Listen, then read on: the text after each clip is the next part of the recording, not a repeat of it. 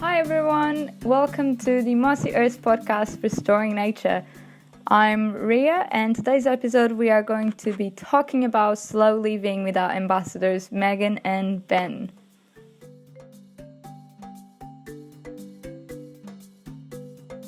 Join us on our journey to protect nature. We will plant the native trees and implement the rewilding projects, and this is the space to learn about what else can be done.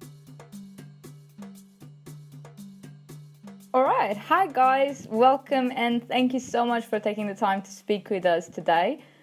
So for anyone that doesn't know, Megan and Ben are known as Outdoor Intrigue on their social media, and would you guys like to tell people what you're all about? Hey, I'm Ben and I'm one half of Outdoor Intrigue. We are a couple of people who love being in the outdoors, and it's all just about getting out, being in nature, experiencing hopefully some wild places and being around things that make you feel happy to be on this amazing planet that we have. That's probably about it, really. Yeah, that sums it up pretty nicely. I'm Megan. I'm the other half of Outdoor Intrigue, and pretty much so everything that he said. So when I was researching this topic, I could not come across one exact definition. It appears to mean various things to different people. So with this in mind, I would love to hear what slow living means for both of you. Sure. So I think slow living for us, I know that it's a bit of a movement, and it kind of, like you said, it means different things to different people. But for us, where we've lived the majority of our lives in the southeast of England, in cities, in London, in and around that area, everything feels so chaotic, so full on, and this constant pressure to be productive in every waking minute of your day until you go to sleep. For us, it's kind of dialing that back a little bit, taking a moment to breathe and appreciating nature and spending time in nature. Because I think that's the way that we kind of slow ourselves down. I think it's kind of crazy because I didn't even know. I've talked about it as a general term, like slowing life down and what it means to me. But I realized recently that it's actually, like Megan said, it's a movement that started, I think, in the 80s. It's like a counterculture against sort of like fast food. Mm-hmm. And originally was kind of concept to slow things down and enjoy what you're doing. And for me, that's probably the fundamental feeling that I want to take away from things that I spend my time engaging in, is actually taking the time to appreciate and enjoy them. That's really cool. I really like that. Do you feel like it's for everyone, or do you feel like some people are more privileged to actually have the time to do something, or everyone can make up the time? I think everyone can do it or can benefit from it in some sense, because the interpretation is different for anyone. It's not about privilege, and it's not about money. It's not about anything. Like, personally, I come from humble beginnings, and it definitely wasn't a scenario that I couldn't practice aspects of this in my old life. Even when I was working like 3 jobs and had no money in London, I still took time always, wherever I could, to escape and just slow things down. And just, whether it's taking a walk in a park or sitting and reading a book, that's still slow living. It's kind of that core concept that runs through so much of various different good parts of religion, like Buddhism and things, where you want to slow down, and also through probably a lot of other concepts in self-help books. But it's true, you need to be present in the moment. You need to just appreciate what you're doing.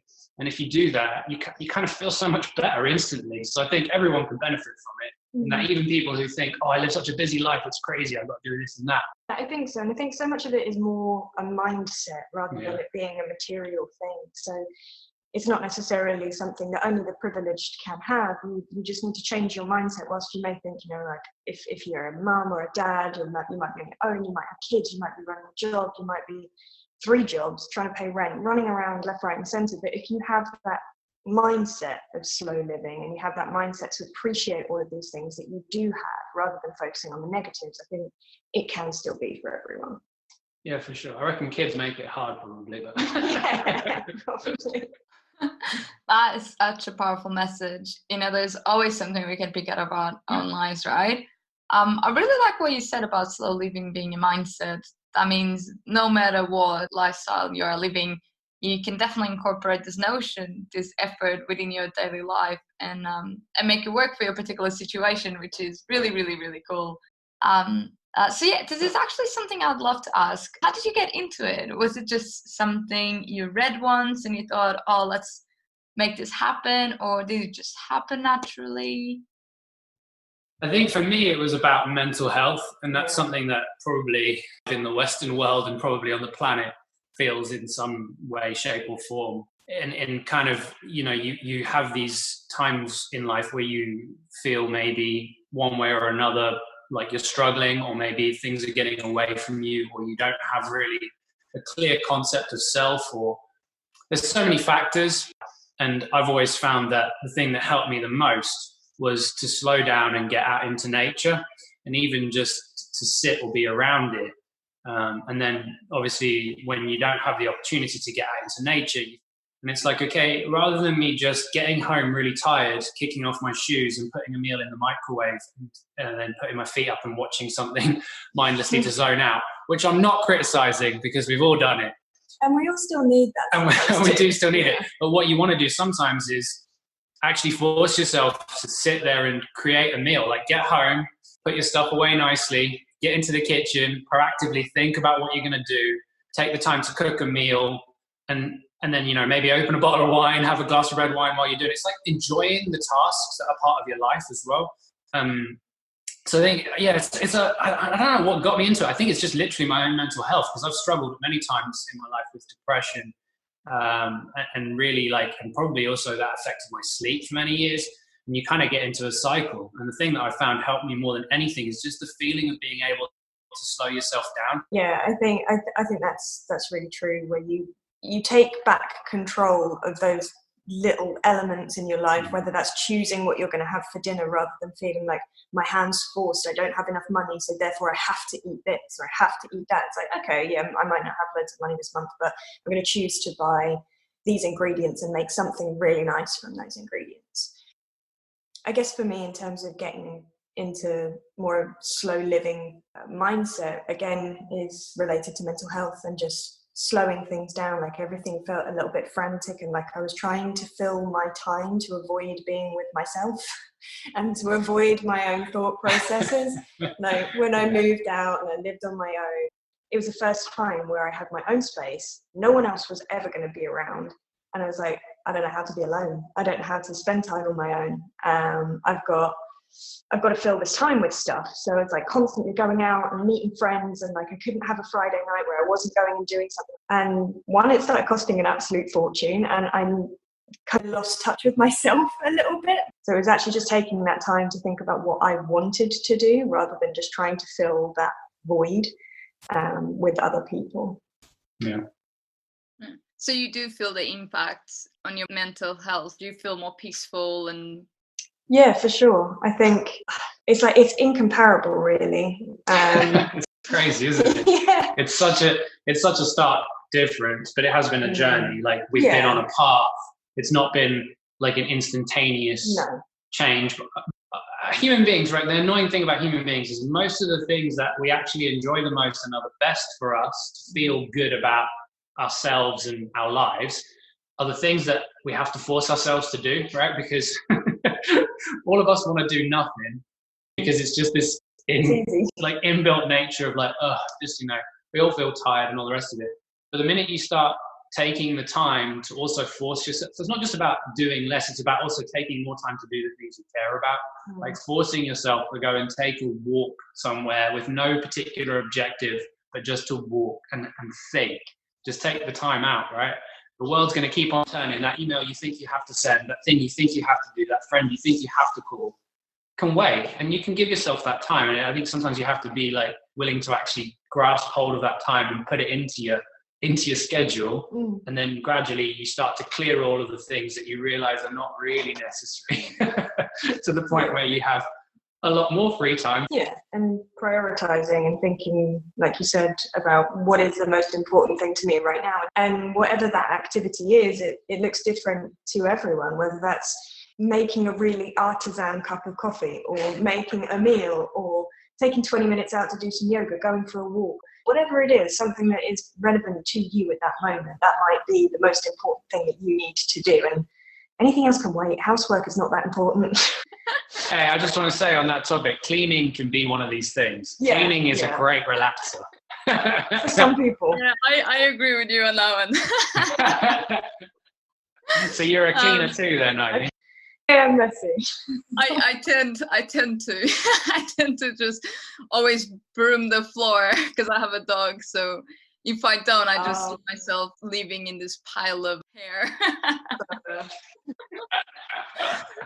But I really like what you're saying. There's also that sense of quality then, right? So it's prioritizing what you really want to do, and something I feel like you are a great advocate for is choosing quality over just making something fast or just for the sake of making it. If you want to talk a little bit about that notion. Yeah. That's a huge part of it. Definitely. So important to us. It's from everything in life, like whether it is your outdoor gear that's going to look after you when you're in the harshest of weather on the side of a mountain, or whether it is a sofa or a TV or whatever.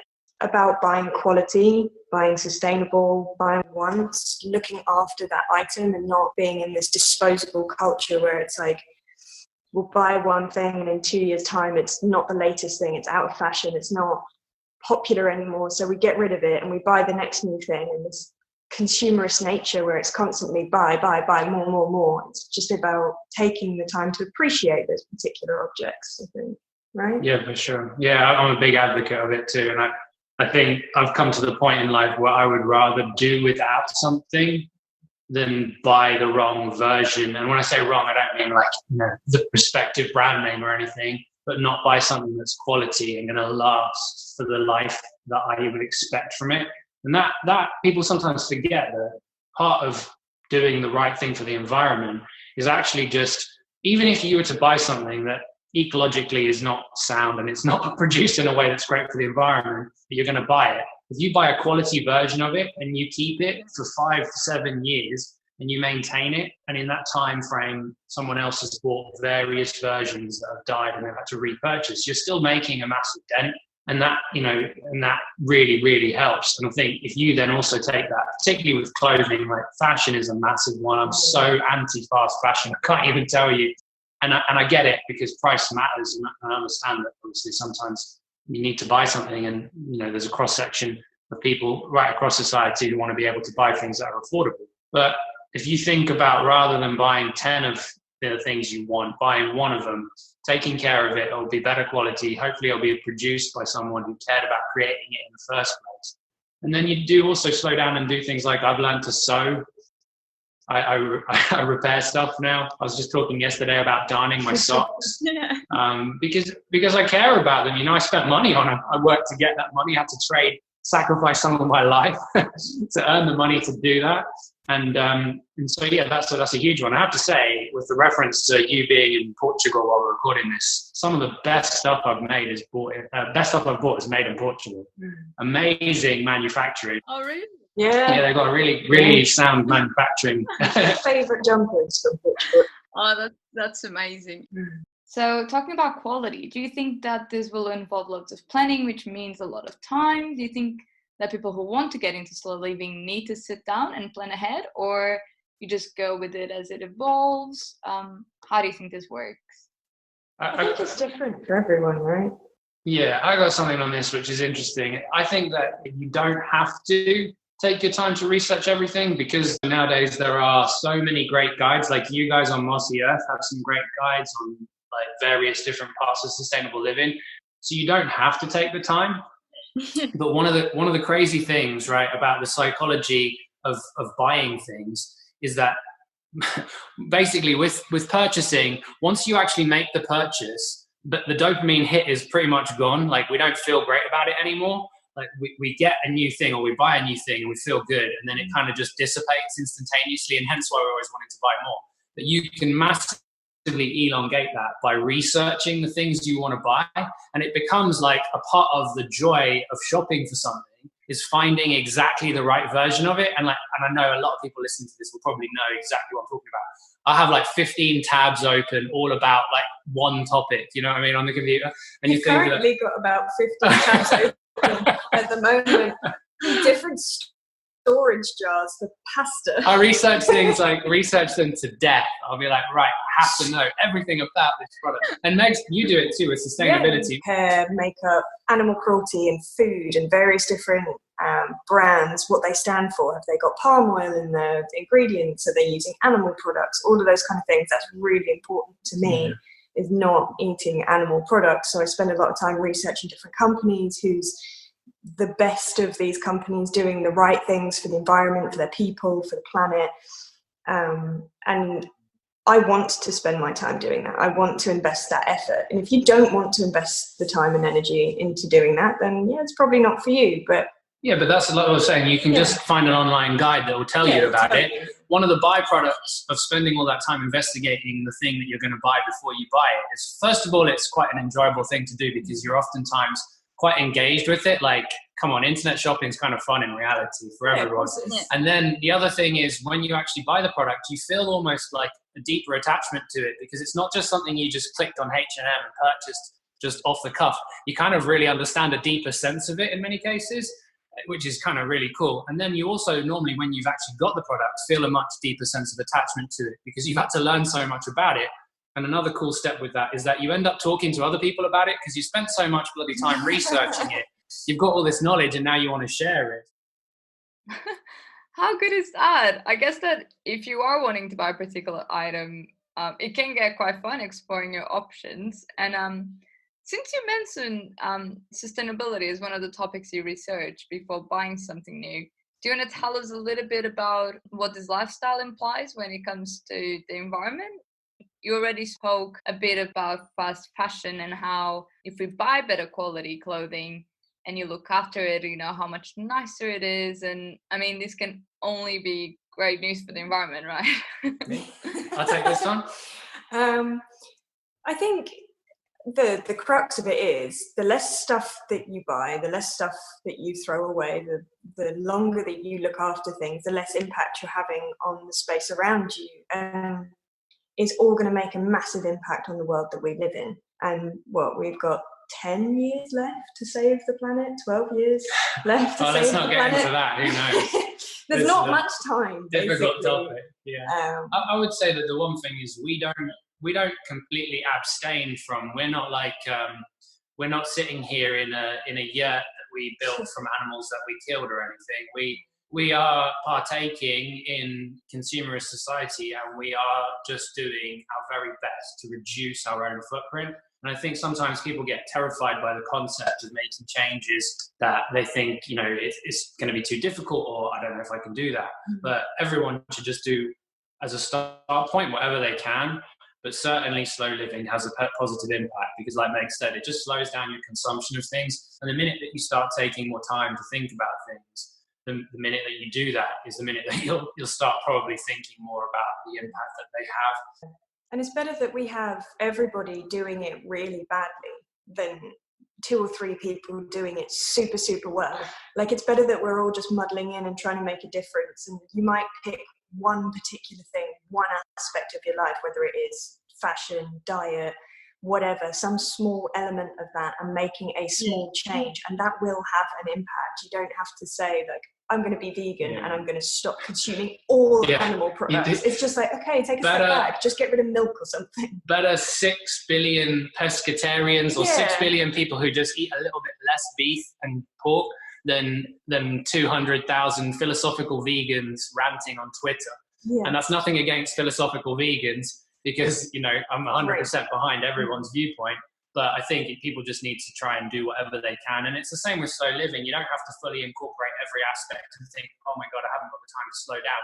Just even taking an hour in your day or an hour in your week to try and slow things down and just think about the direction you're taking in your life. Think about what you're spending your time doing. Thinking about if it's making you feel good. If it isn't, then maybe you need to make changes.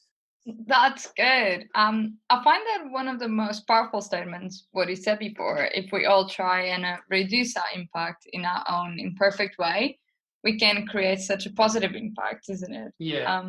I love that notion of taking small steps towards becoming better, because otherwise it's scary, isn't it? To try and solve all the problems in the world, or to be perfect. I mean, there's no such thing I'm vegan, for example, and I started slowly ticking all the boxes. Otherwise, it was too much, at least for me personally. So that's really cool to hear.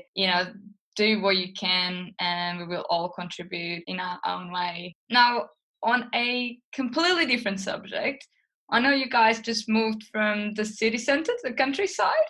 Yeah.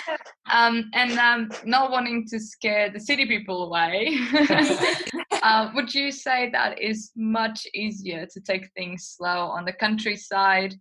And maybe what are the tricks, if you have any, to slow down whilst living in the city? Oh, that's a hard one. I think, yeah, first of all, it's definitely a lot easier when you're out in the middle of nowhere. So we've moved to the Scottish Highlands and we live quite remotely now. So it's definitely a lot easier because there's almost no distraction. The closest supermarket is about a 3-hour round trip away in a car. So yeah, so it's definitely like, it's not a fair comparison. It is definitely easier, but what we did probably in our city lives, one big thing was getting away. So just taking the time, first of all, which is crazy in lockdown as we're talking now, but taking the time to try and get away to somewhere greener than where we were, or somewhere that provided whatever it is you like, whether it's the sea or the mountains or the forest, even locally, to be honest. We used to spend a lot of times, we had a local woodland, and we would go out there at night and just go and sit and watch the badgers sometimes, which sounds kind of crazy, but it was really cool, to be honest. And like you'll see it from our channels, wild camping, so taking a weekend or even just a night and going out and sleeping in nature. And I would oftentimes wake up just feeling a million times better about my existence as a whole.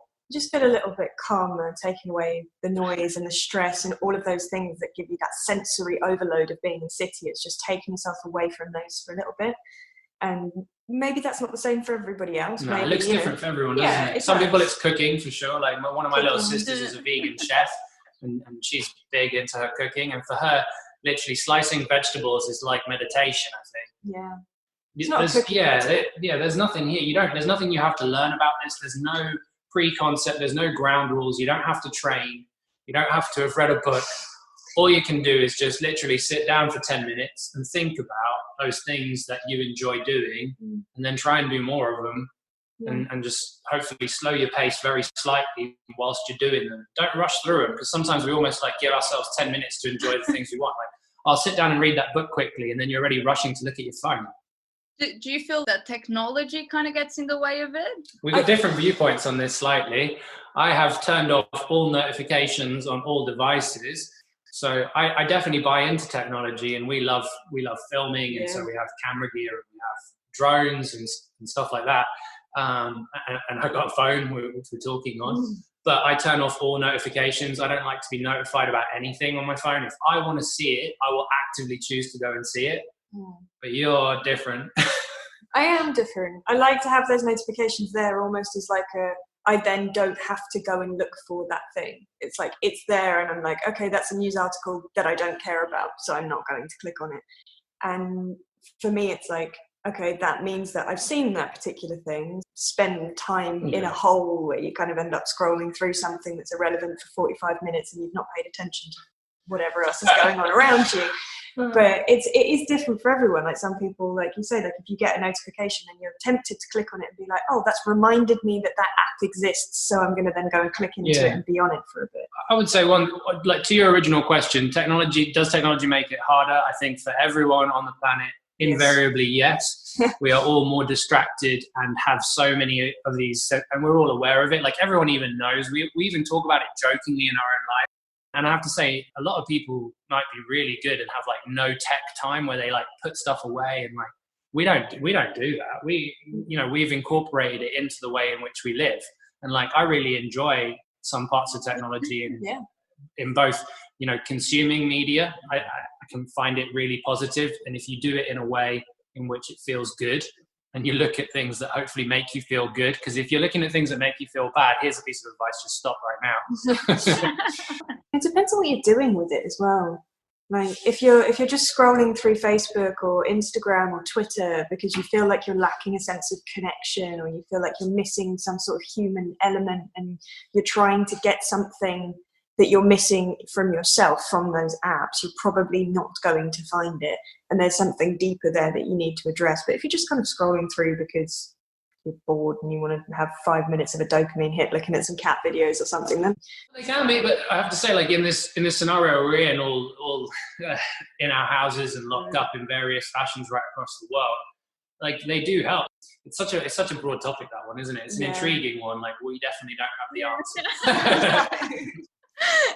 Yeah, it's definitely. I love this question though, because everyone kind of has their own view of what technology is for them, and I always love to know where people stand. It's just interesting to hear about it. But yeah, I really like what you said. You gave two sides that are, they don't go together, but it's so good to see people having two different point of views, and just you can work it out. It's so good. Yeah, and we don't have conflict about it. I think we both just conscientiously object to the other one's viewpoints and let them know why each one's better. No, but it's really good, because I feel like you just gave such a good example of slow living. It's something that's right for yourself. It doesn't mean that it has to be good for everyone else, and as long as you're good with it, then that's how it works well for you, and that's how you slow down. So it was kind of perfect, to be honest. It was so good. And also I'd really love to hear you guys speak a bit about exploring your new area, and how has it been? How do you guys go around and explore? Do you have a list of where you want to go, what you want to do, or how does that go? Oh, like all of the Scottish Islands. I think, to be honest, moving up here in quarantine has actually been really good for us. And as much as, we moved to this area because we wanted to be in this area, we're both like, I want to go everywhere. I want to see this mountain, do this, do that, and like just explore as much as possible. But this has really kind of forced us to get to know our local area. So every morning we get up at 7, we go for a walk or go out for about an hour, whether it's along the loch side in either direction or up one of the mountains, as far as we can get. And then at the weekends we'll go and explore a new summit somewhere. All walking distance. Obviously, we're very fortunate in that we can walk out the door and there's a trail about 15 meters from the front door that runs up into the mountains behind us. Oh wow. So yeah, we're very fortunate. But yeah, it's been really cool, because I think we would have explored the area, but this has completely forced us to only explore this area and not go anywhere else. And so you get a really nice in-depth knowledge of it. And it's also given us the time. So because I think sometimes people worry about retreading the same ground, and people, naturally, human beings always want to see new places all the time. Like, I want to see a new place, I want to walk a new way, I don't want to go the same way. One thing that we forget is one thing that's really nice about walking the same route or treading the same path is that you get to know it so well, you can engage with it in a much deeper level. And we've gotten to know more of the birds that are around here. So we started trying to learn the bird species, because it's incredible. There's so many birds around here. We've got golden eagles and cormorants. We've got herons fishing in the lake. Sparrowhawks. Yeah, sparrowhawks. Every little brown bird. So it's really nice, because then you take the time, because it's not just a new walk and you're not just trying to get the miles done. We take out a pair of binoculars, and sometimes you'll stop and have a look and just take that time. Actually crazy. When I was finishing work today, just before we were coming to do this, I just got off of a work call, and I was looking out the window and I was like, oh, what's that in the water? And I realized, it's the local, there's a pod of porpoise, so like dolphins. They kind of look like chubby dolphins. They're from the same family. So cute. And they were just out in the loch doing their thing. So I went outside and just went and watched them for a minute. And it's just incredible. So yeah, it's been insane. I think exploring the local area, because we've really wanted to come and live here. Sometimes I wake up and I'm so excited to get out of bed. It's like, pull the curtains open.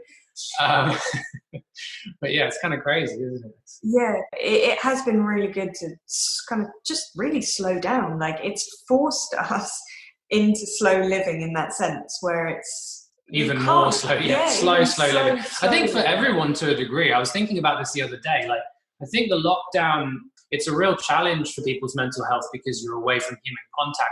But it's also a really intriguing one in that if you can overcome the challenge and you can take that time that you're being given, which is probably a gift you'll never get in your life again, to actually engage with yourself and overcome the challenges of feeling alone, which I understand are very difficult because I have been there myself.